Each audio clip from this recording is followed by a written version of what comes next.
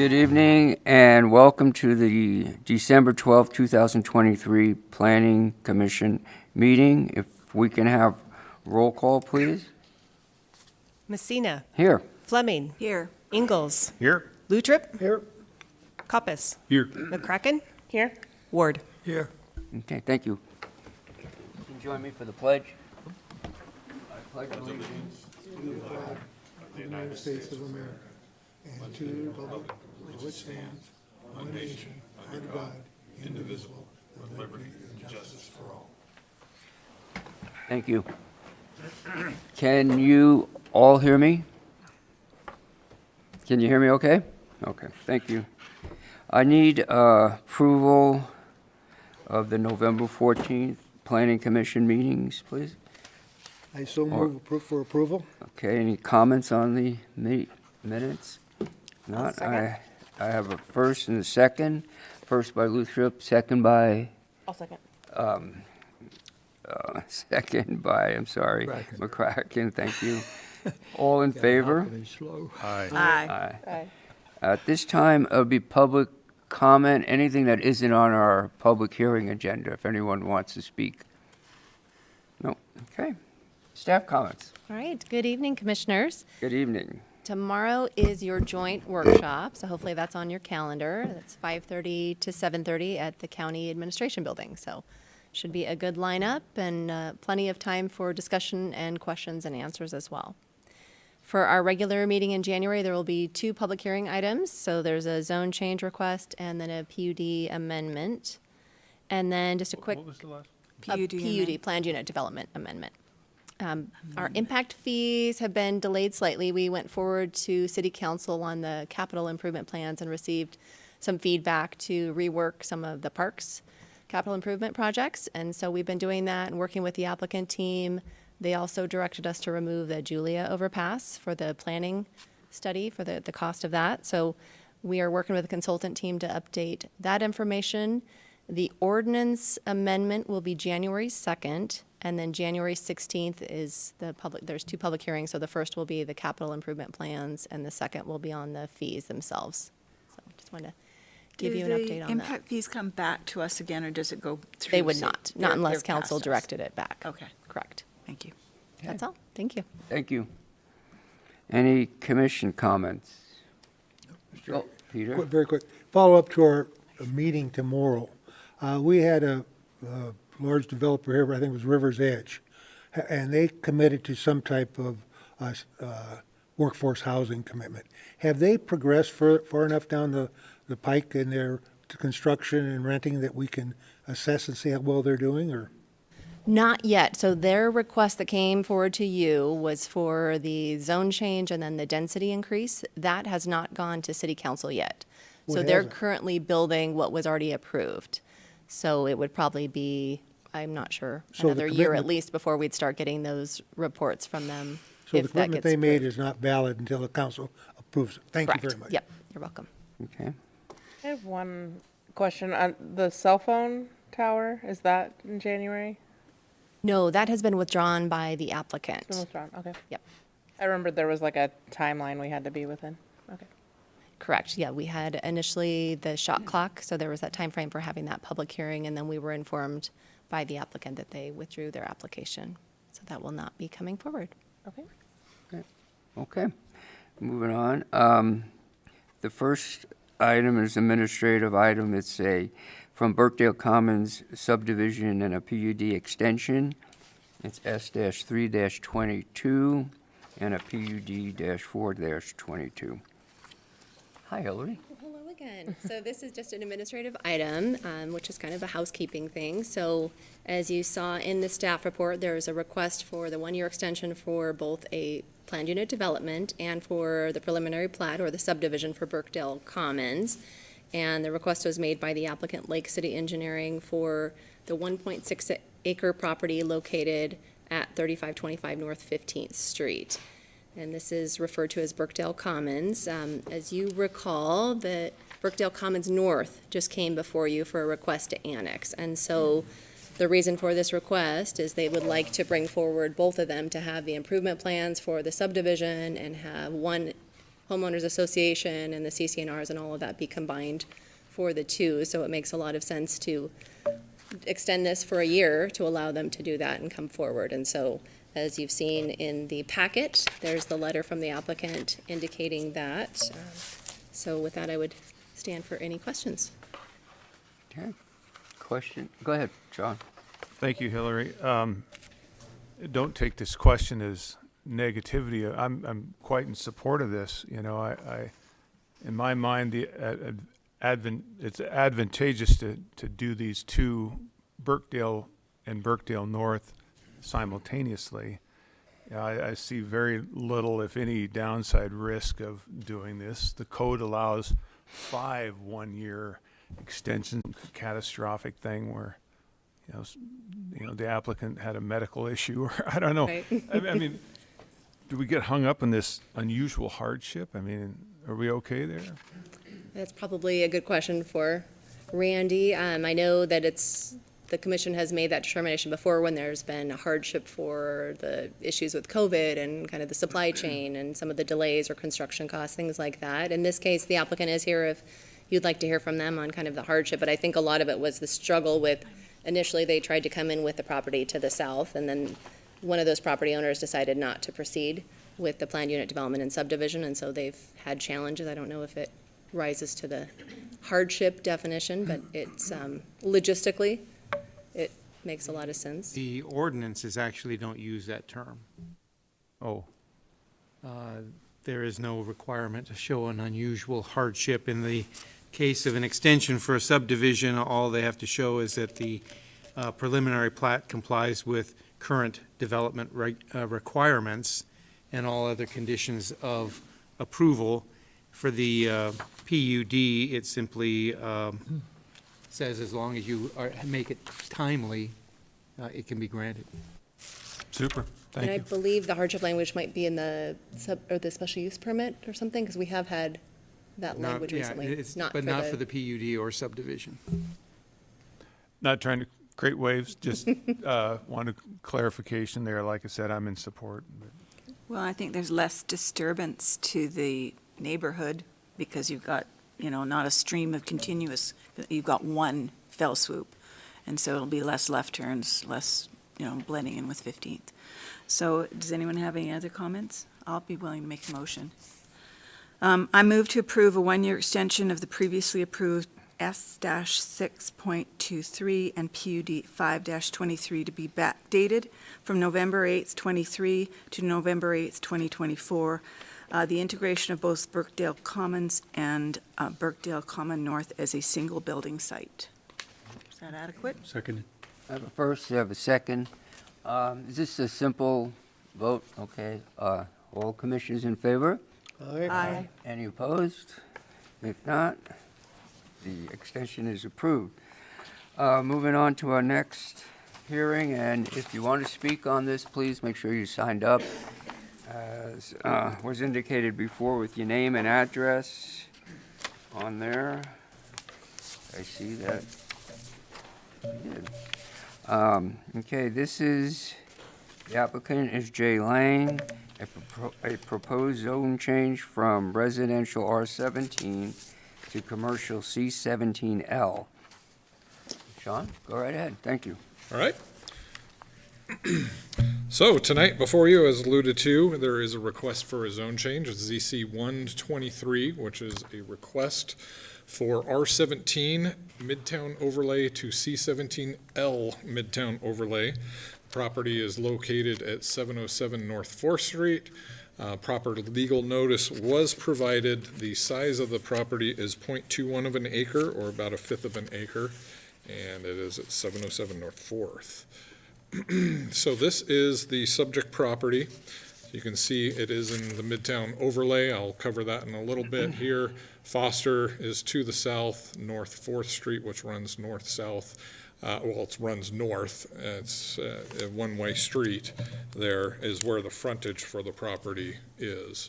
And here's a zoomed-in picture so you can see up a little bit closer the makeup of that property and the neighboring properties. There is no alley. All right, so prior zone changes in the area or requests, there's a number of them. This is an older area of town, so over time, there's been multiple requests. Many of them have been approved. One was withdrawn, which is the ZC 308.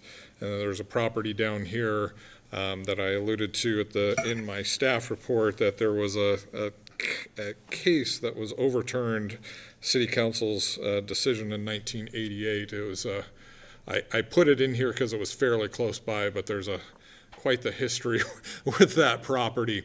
It was R8. They had requested to go to C17L. That was denied by Planning Commission. There was a citywide rezone in between that in 1988, which is why you can see here the C17L request was to C17 and C7 and R17, which was approved, and that was appealed.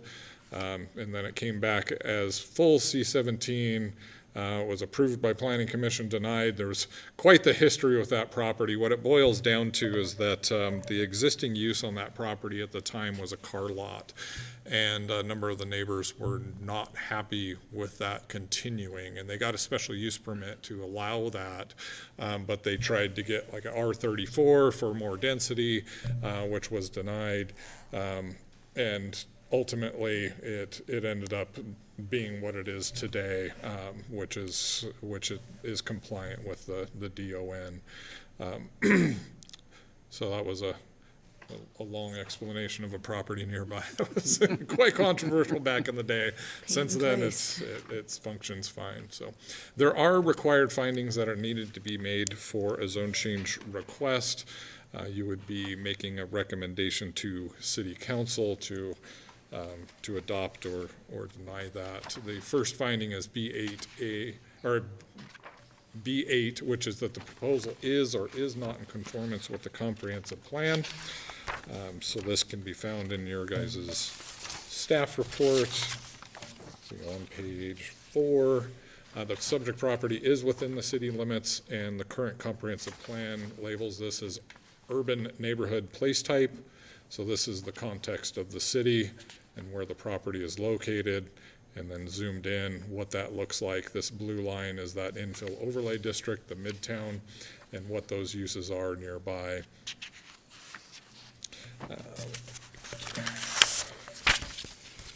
All right, so this is a description of what an urban neighborhood is, and place types represent the form of future development as envisioned by the residents of Coeur d'Alene.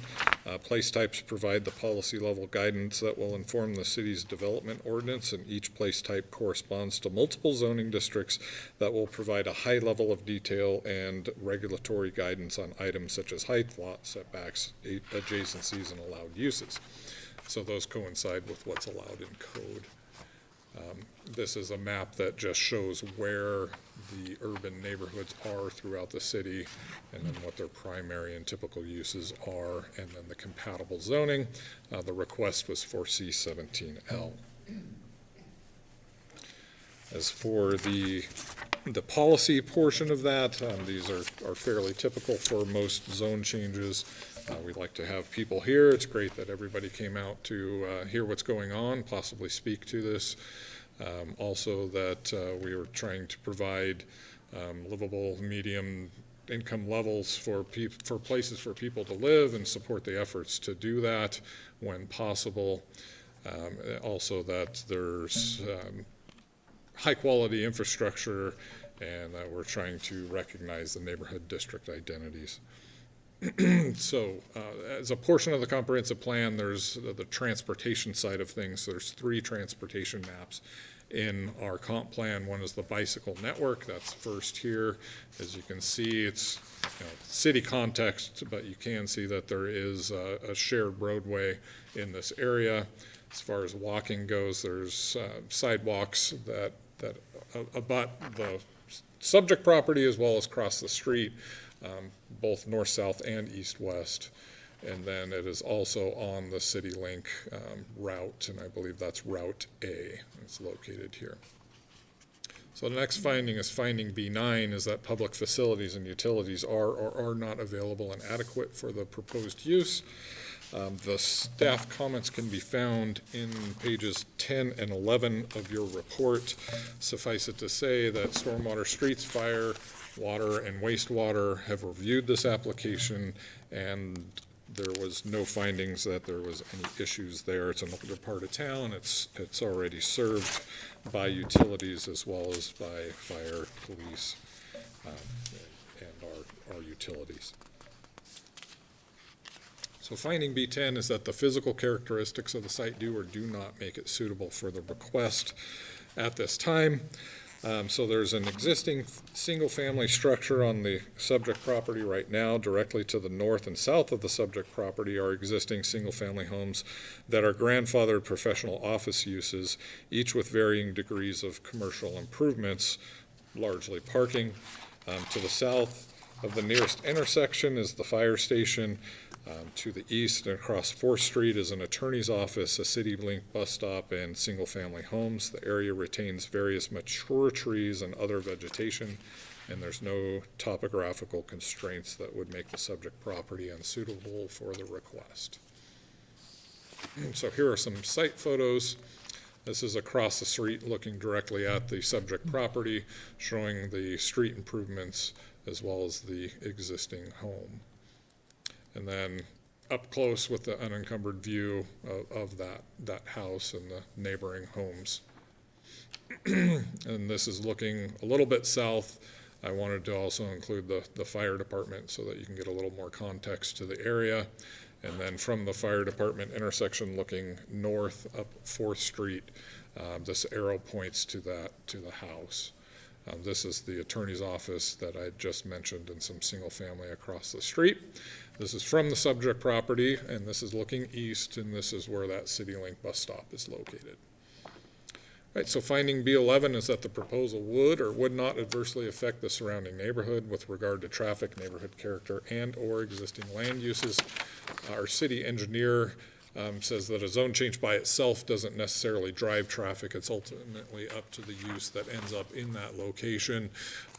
The applicant in his narrative has mentioned that I believe his daughter would like to open a professional office in the future, and then in the future beyond that, possibly providing some sort of living units to the rear.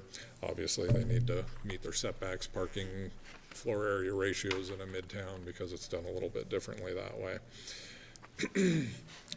All right, so and speaking of infill overlay districts, here is where they are. There are 3 in town.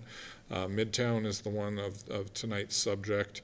The subject property is right about there, and what the infill overlay district's purpose are for all 3 of them, and then what they are for Midtown.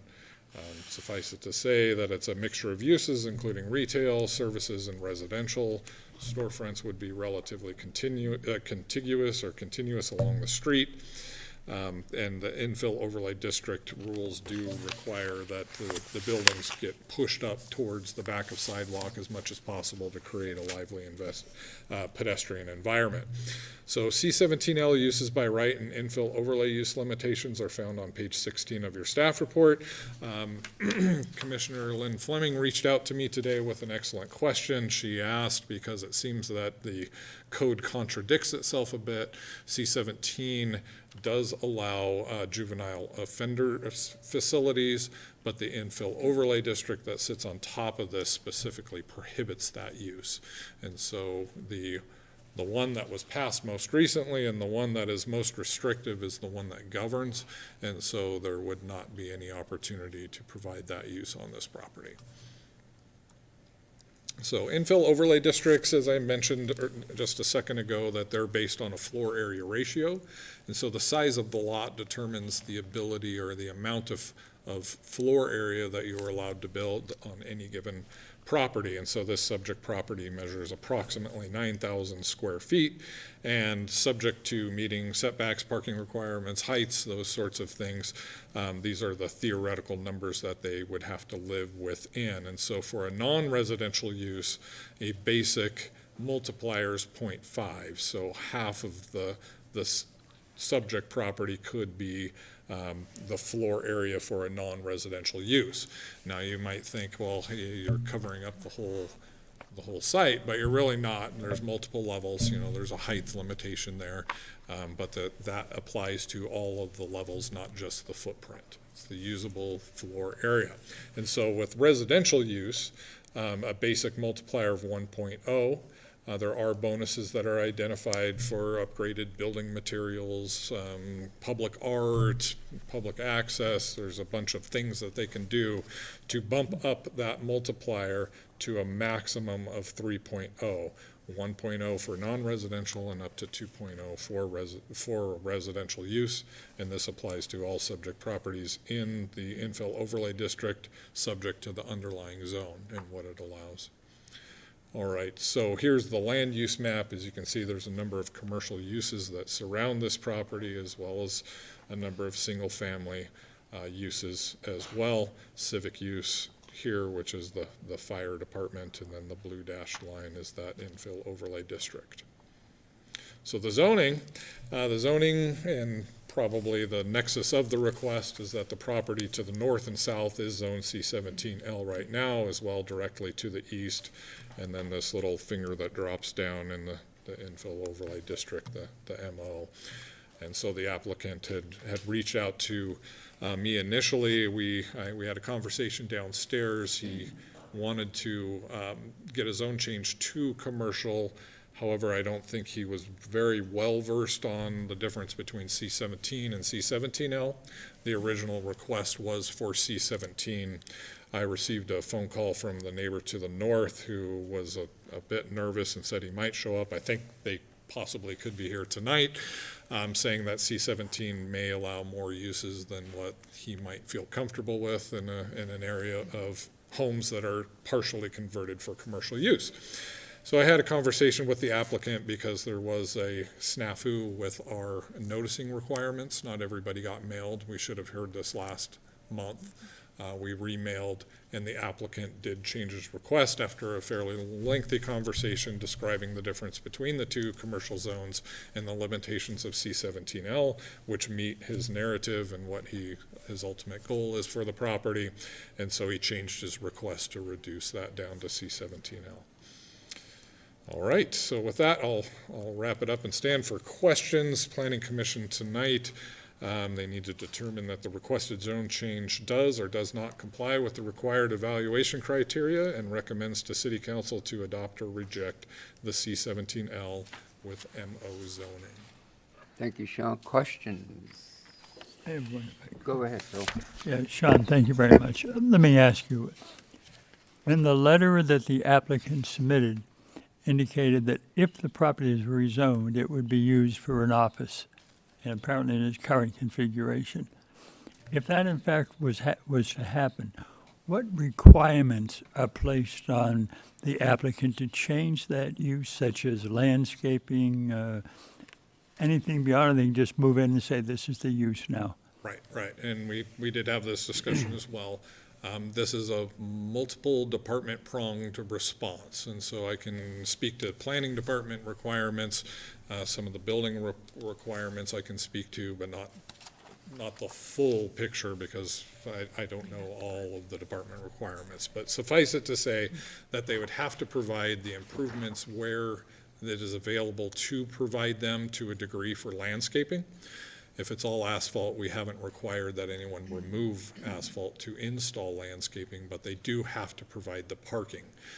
Parking in this area, from what I remember, is about 1 stall per 330 square feet.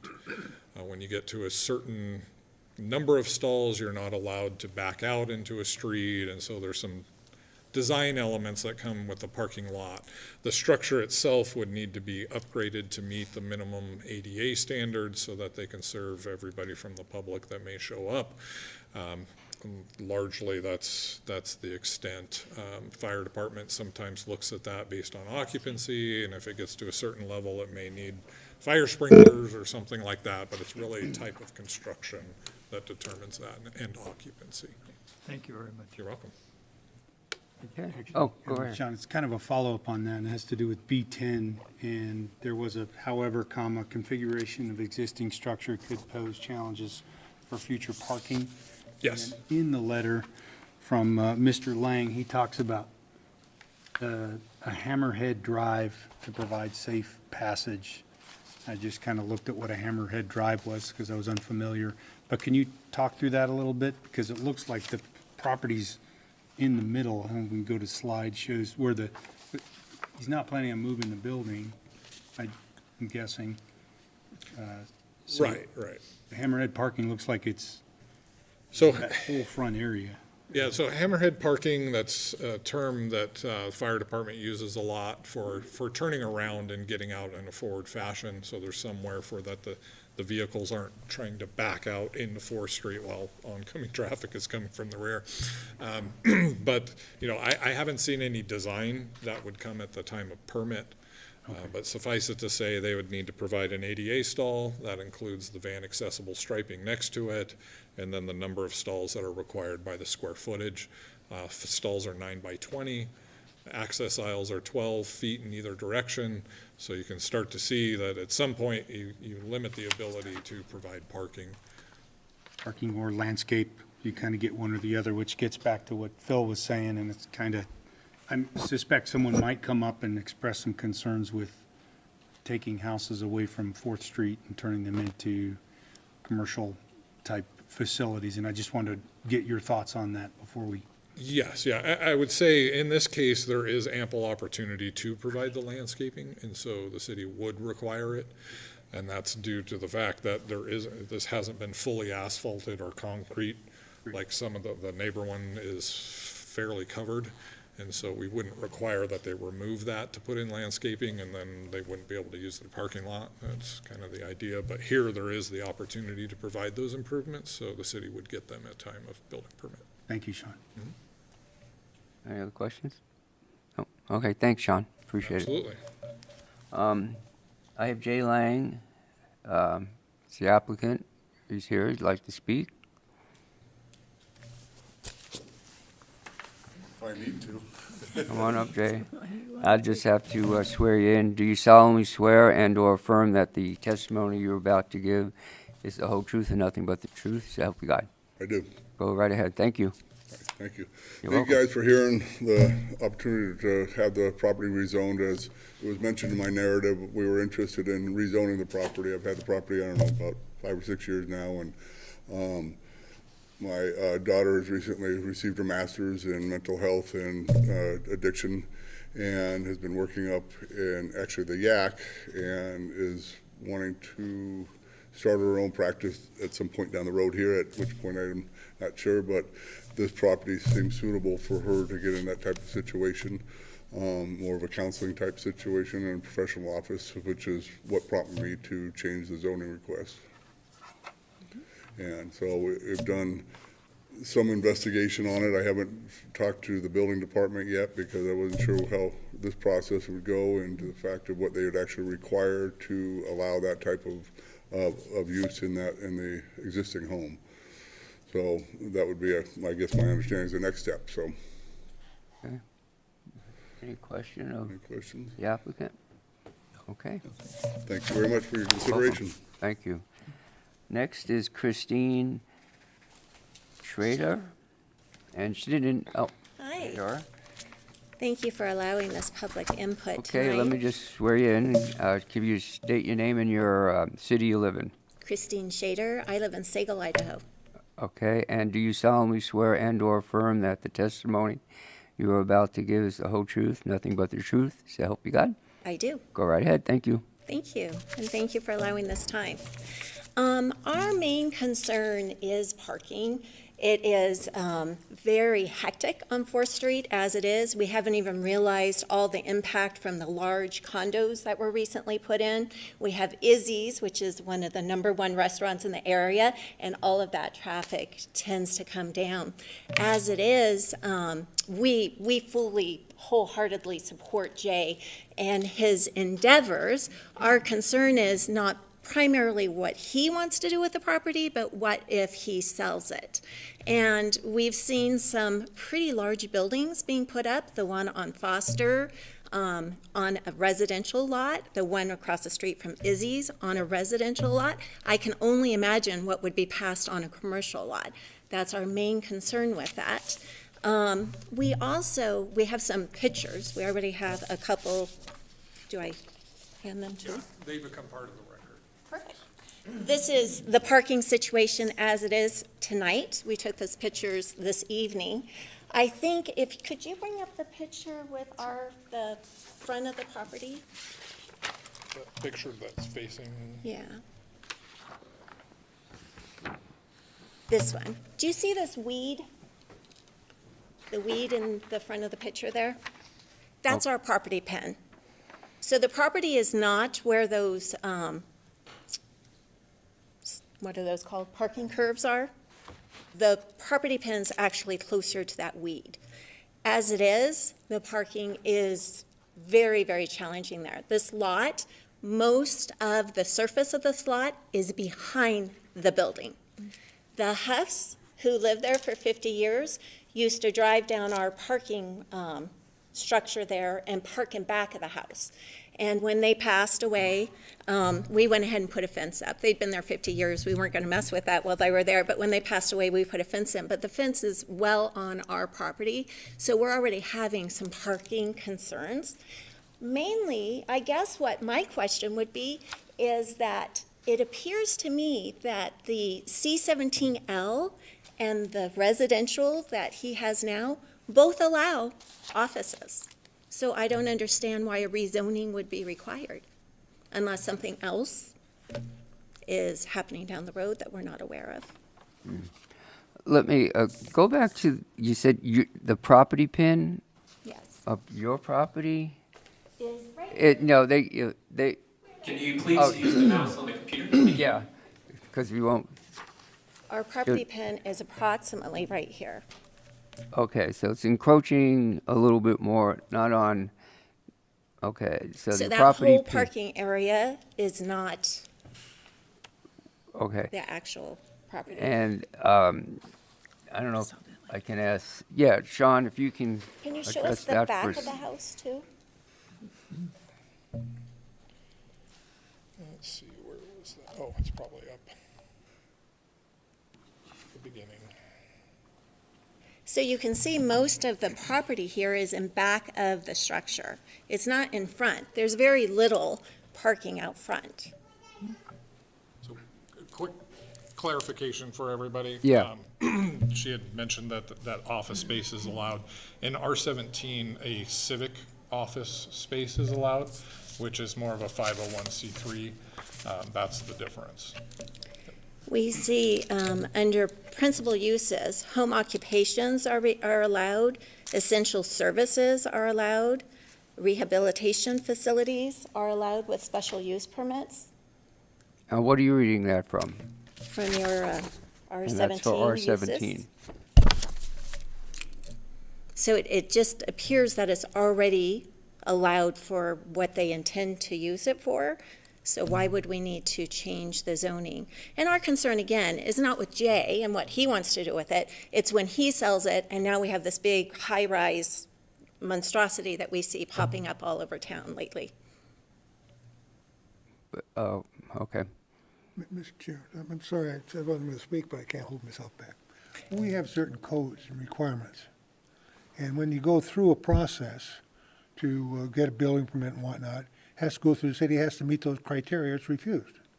We had an incident here a while back where an individual, a business, had their property, they thought their property was, that they were using was on their land. It turned out it wasn't, and so when they tried to do something, they could not use that property for them. It had somewhat of an economic impact to them. But then the issue is that there are rules and codes in place. And if a person wants to build a great big house there or whatever it is, if it meets the code, they can do that. Okay, I mean, I'm not And trying we've to seen argue it, that. just so you have an understanding of what they can do there. And if it calls for X number of requirements or parking stalls, it's up to the city to make sure they have it. And if they don't have it, then they aren't permitted to go further. So with that being said, the building that has recently been allowed on Foster and First is meeting all of the requirements, right up to the very minute inch there. And that is just, And what? that is such an eyesore and pushing the element. That's on a residential lot. Could you imagine what you would build if you pushed all the rules on a commercial lot? That's my concern. I'm not arguing about pushing rules, it's just what the rules are. Right. You know, and I hope that we, the city follows and hope the builder follows them. And if they, and I trust the city ensures that everyone follows it.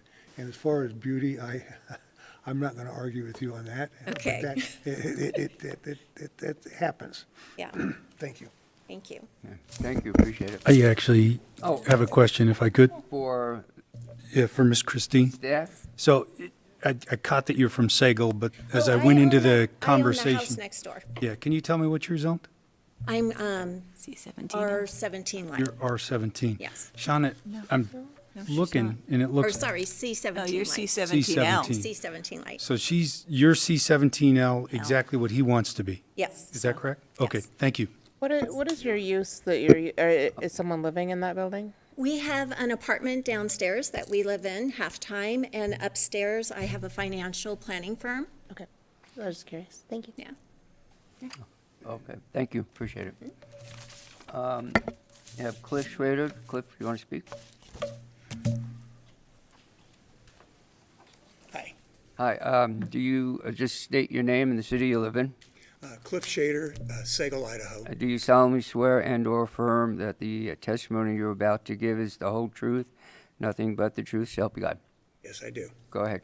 Appreciate it. As my wife, you might have guessed, we're the owners next door, just right next door at 715. We've been there 12 or almost 13 years now. As she might have mentioned, the Huffs were there prior. They've residents here since 1945 when Bob and Cokie built the place. They built a little house with a little tiny garage that was meant to fit a Model T. That photos that she took up there was one Model T to go in, and currently we have, Jay is a good guy, but his tenants have got, trying to put 3 full-size trucks on a lot that was built for a Model T, as you can imagine. Our main concern, as she mentioned, mine too, would be parking, the issue of parking. 4th Street, since this multi-unit complex was allowed to go in on the corner of 4th and Reed, basically it was a little house that's now got 6 or 8 apartments on it, which the city had to go through the planning commission and then through the city. They were able to put that through with 1 parking space, I guess, per unit, and thought that was sufficient. It's not. It's back traffic parking up all the way back to our property, which is about 4 houses back, filled up the street constantly now with cars, and I can only see this getting more so down the road. If these things continue to happen with this building, that's my primary issue. That his parking, he has limited parking. I don't know how it would even work. I'm actually going to probably take one of those little small shorty fences like everyone else has and run it out to the street, just because I can't have people come visit. Those bumpers, if we go back to that previous picture with the car bumpers, those are on our property for cars to hit their tires on. They overextend, it's a couple of feet for the property line, but it's not really that viable, as you can see from that photo there. Generally, cars are supposed to nose in on that. And we've currently had the bumpers being destroyed, being moved out of the way recently, which I'll have to do that in the spring. The second thing, is, as Christine mentioned, is not so much with Jay and what he wants to do with his daughter. That's fine. It's his business. What he wants to do with his property, that's perfectly fine. It's more of an issue if he decides to sell the property, then what? If it stays the same and it's just, he's got to add some concrete to it, that's what I would think parking is what the issue is there. He's going to need to take where that fountain is and go all the way over to with a pad just to accommodate 4 cars in there, especially once I put a little fence out there that goes in so my people can park properly. That would be what my issues are with it here. And I'll repeat what Commissioner Luthrop said. There are certain requirements regarding parking, and I'm not saying our parking ordinance is 100% correct, but the fact of the matter is there are so many parking spaces that are required for so many square feet based on the usage. So when the applicant gets to that point and actually sits down with the city between the parking, the landscaping, and what he wants to do as a business there, he's going to be told how many spots he needs and how that's addressed. On your property, right now, it's a house, so it is what it is. So Right, and we've- and I understand what you're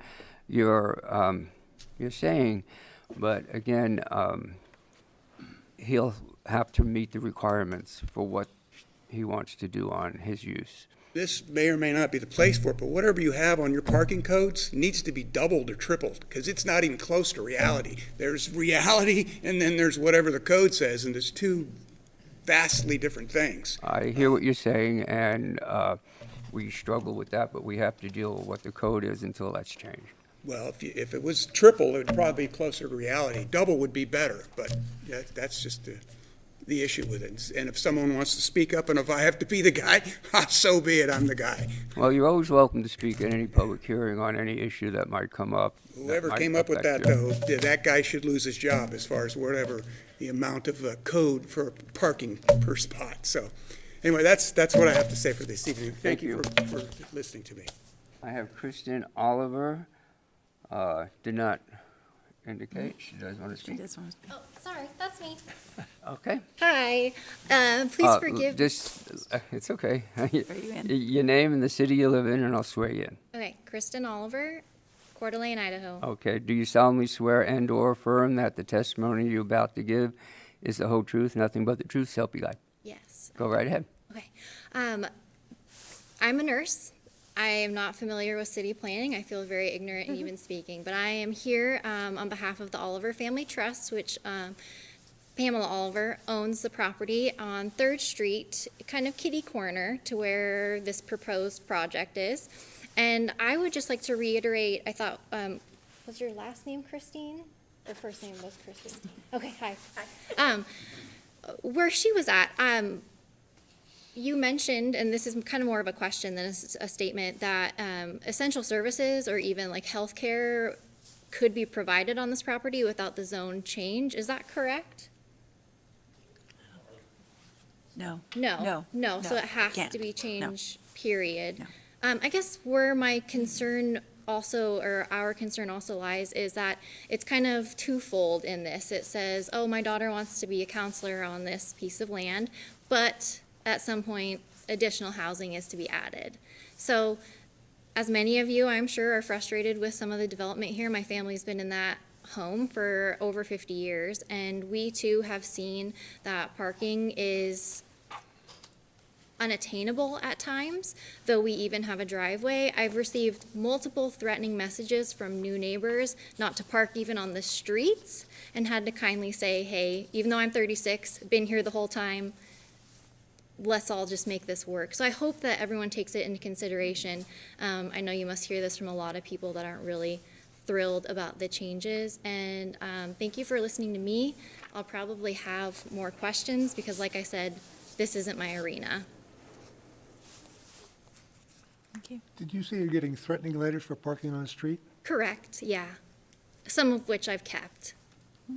And also, what we see is we've lost out almost, and I know this is something that, I don't know if it's addressed in this by all of you, but with short-term rentals, we don't have people coming in and staying that have 2 cars. We have like 6 cars, and we've lost many homes in a row that used to have families all through my childhood that are now replaced as short-term rentals. We have a phone number to share with you after this meeting. Oh, no, I'm very aware. Okay. Yeah, thank you. Call it. Yeah. Put it on notice. So you don't go passively in the night when you get those threatening letters? Oh, trust me, I'm a redhead. It takes everything not to. Thank you. Yeah. Thank you. Thank you, appreciate it. I have Lynn Swedell, did not, okay.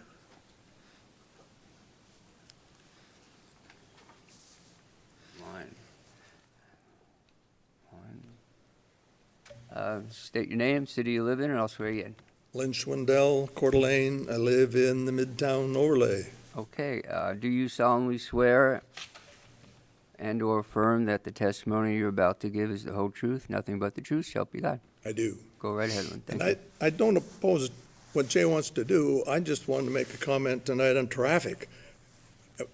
I think it should be considered more in the findings as parking is. Because when you add something, you create more traffic.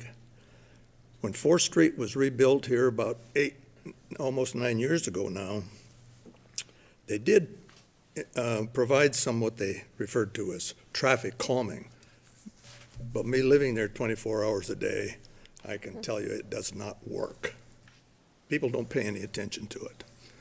And there's one particular popular business that I see potential problem all the time, because not being enough parking spaces, they park their cars all the way to the curb. So that when people walk down the street, they have to either walk between the cars or walk out in the street to get around it. And Midtown overlay, as I remember, we had a couple of years ago, came up with a parking plan for the Midtown area, but it only lasted about 2 years. It was kind of a trial thing and did away with it. But businesses in the Midtown overlay and existing buildings were not required to comply with all of the new parking regulations, just because it couldn't be done because of the buildings there. So that did present some, or has presented some problems. But anytime you add something that's going to create more traffic, you're going to come up with some more problems, because the street isn't really too wide. And the 800 block, they made the sidewalk extra wide, so the street's very narrow through there, and when people or cars are driving up the street, you have to stop a lot of the times because people are opening their car doors. There's not enough room, or pickups especially will go by and clip each other's mirrors as they go up the street. So I'm here tonight just to suggest that in the future, if you take traffic more of a consideration into the findings. Questions? That's it. No. Okay. Okay, appreciate it. Thank you, Lynn. Vita Hutrun? Huitrin? Vita? No? Oh, you do not wish to speak? Okay. That's the only people have signed up. Jay, if you want to come back up, because you can address anything that was said. If not, if you don't want to add to anything, I'll close public testimony at this time, and then it'll come to the commissions to discuss and vote on. So if you want to come up and address anything, please do so. Come on up. Thank you. Okay, go right ahead. Hi, I listened to everybody's concern, and majority of what it sounded like was a parking issue that people are concerned about, and as it should be. I mean, in our consideration of what our use is and expecting to do is to be similar to what Cliff and Tracy has in their existing our business and resident use now, which is a kind of hammerhead type parking situation. So it would be exactly pretty much how theirs is laid out is how I foresee it would work on my property now. And I understand the concern, but the parking and the use would be, as I'm sure the building requirement would have it, building department requirement on the property itself, and it wouldn't address or shouldn't have any issues or concerns of parking on the street and creating more of an issue that way. Traffic, I think, would be minimal on any basis of the use, where if they're doing counseling and she's in there, she's having a client an hour or two or however it might be, where you may see 8 cars a day coming, into the house on that type of a use situation. So I just wanted to address that with everybody. I don't think it would create that much of an impact in doing anything of that nature. Okay. That will be it. Thank you. All righty. Appreciate it. Thank you. This time, we're going to close public testimony, bring it to the commission for some discussion and a motion down the road. Discussion. Go ahead. Yeah. I'm pretty familiar with the area. Until recently, I lived not far from Capone's. And I have to admit, when the young lady was speaking, I thought it was my wife standing there complaining about that First Street building. I can't say much sitting here, but trust me, I agree with you on that one. But I understand it's legal. They stretched every way they could to come up with what they did. Whether they can sell it, fund it, I don't know. Not my concern, I guess, other than I don't like it either.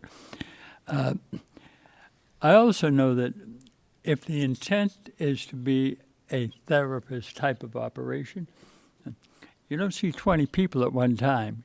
Generally, as a client comes in, you tend the hour, whatever time it takes.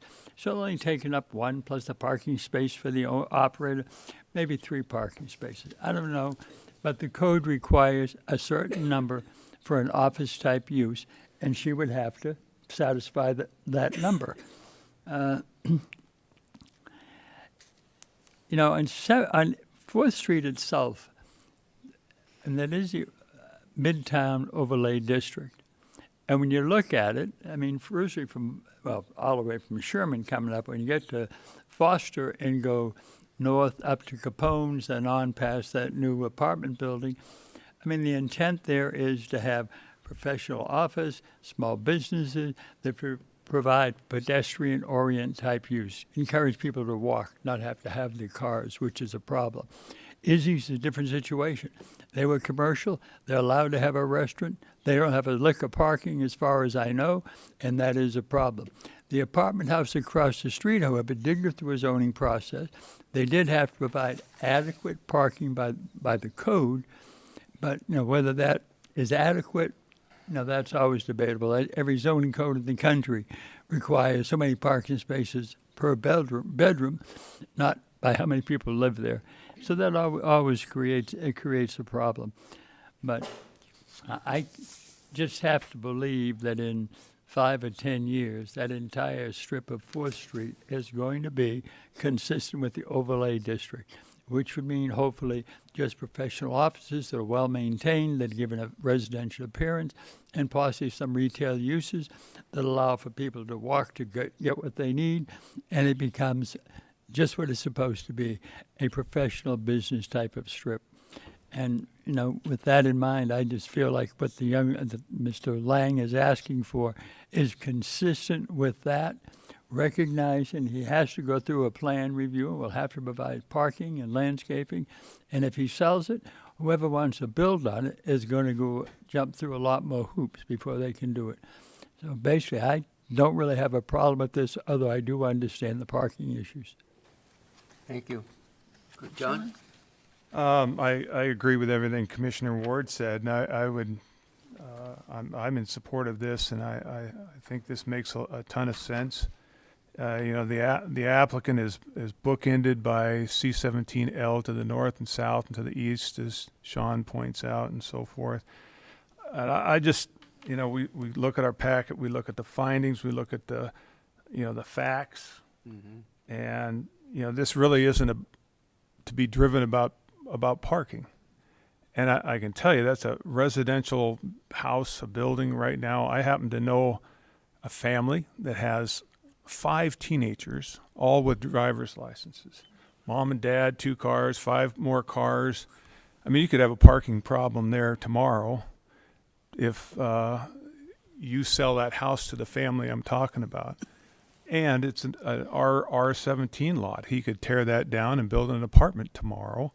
And the city allows so many, or requires so many parking spots for that R17 apartment that would go there. So, you know, whether it stays as it is or goes to C17, that alone doesn't drive parking improvement or parking worsening or whatnot.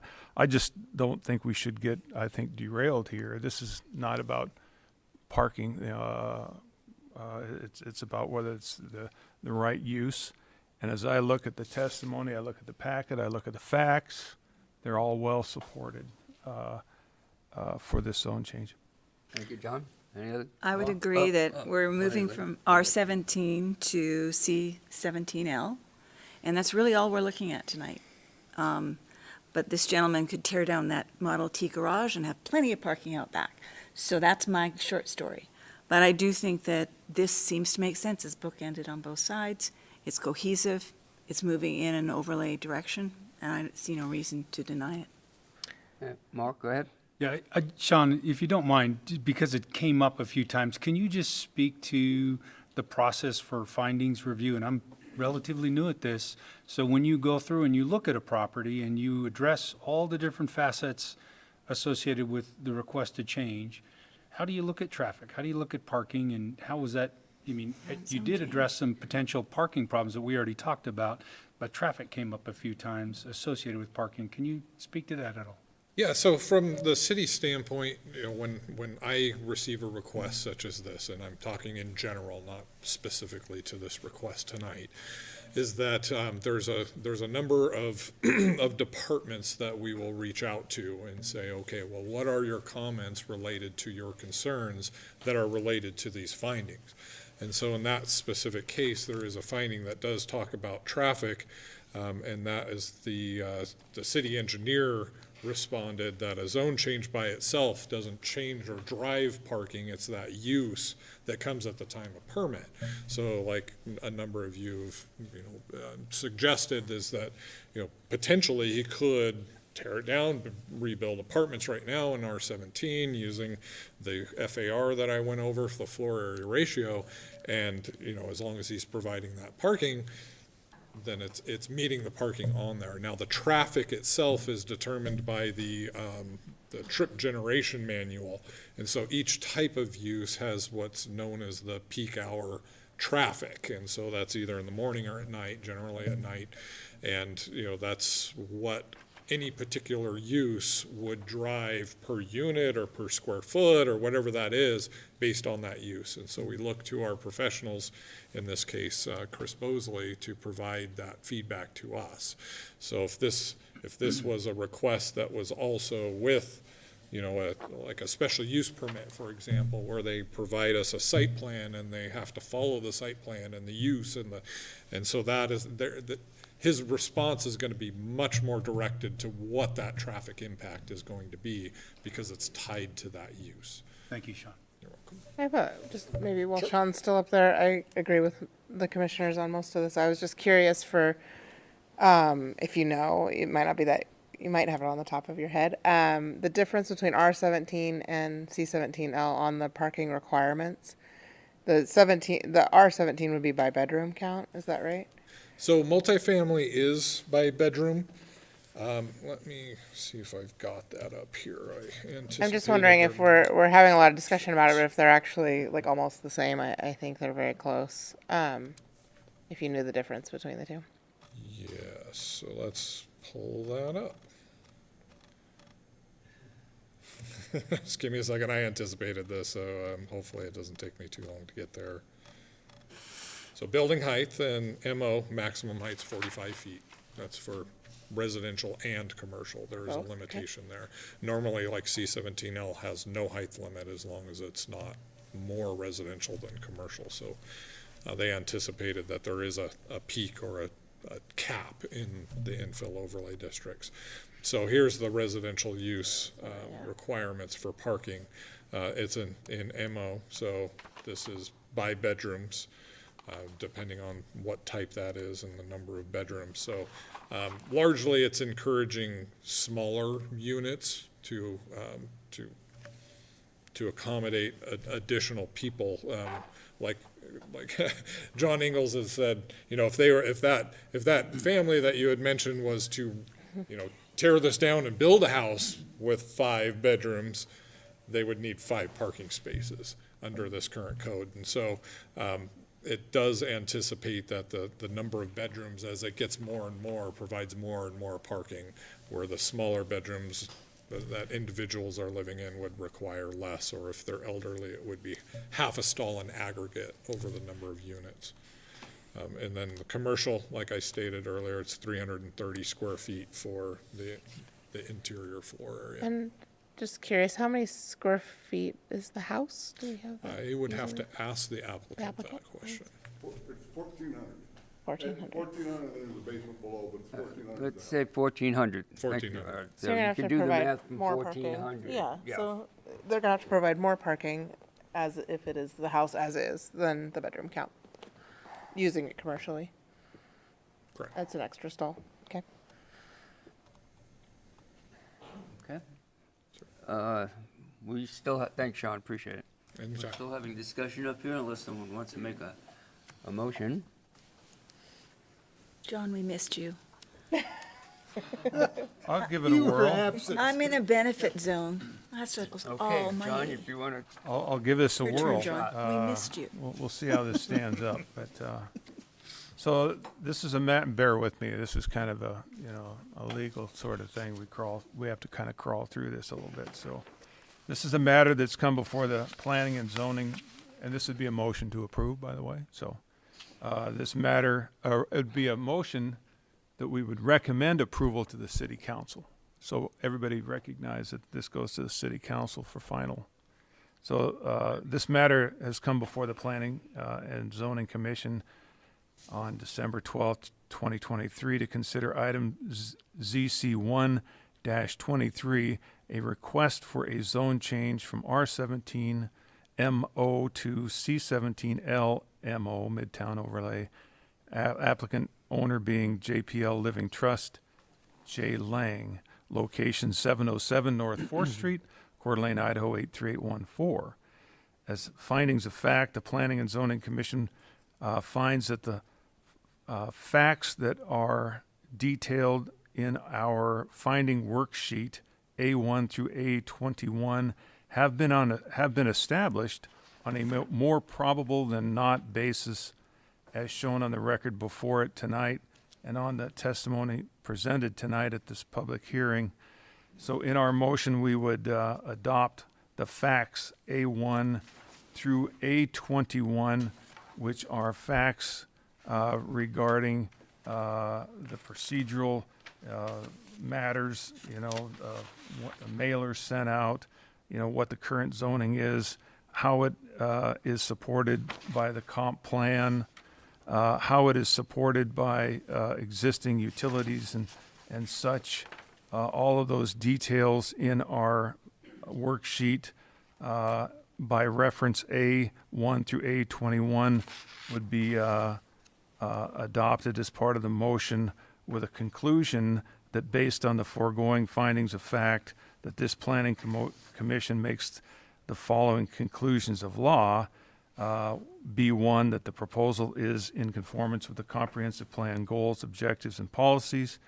B2, that public facilities and utilities are available and adequate for the proposed use. B3, that the physical characteristics of the site make it suitable for the request. And B4, that the proposal would not adversely affect the surrounding neighborhood with regard to traffic, neighborhood character, and/or existing land uses. With a decision that the Planning Commission pursuant to the foregoing findings of fact and conclusions of law has determined that the requested zone change does comply with the required evaluation criteria and recommends to the City Council that they adopt the C17 LMO zoning. before we continue this, Randy, can I ask you a question? Under the A12, should John perhaps indicate under any of those goals and objectives, particular ones that might be associated with his recommendation, or as John presented it, it's fine? It's fine if he agrees with all of those that are listed. He is certainly free to remove some, add additional ones. Okay. Those are just recommendations. All right, I appreciate that. Thank you.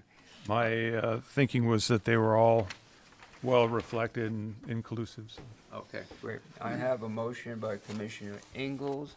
Second. I have a second by Commissioner Copus. If we have roll call, please. Fleming, Yes? Ingalls. Yes. Lutrip. Yes. Coppus. Yes. McCracken. Yes. Ward.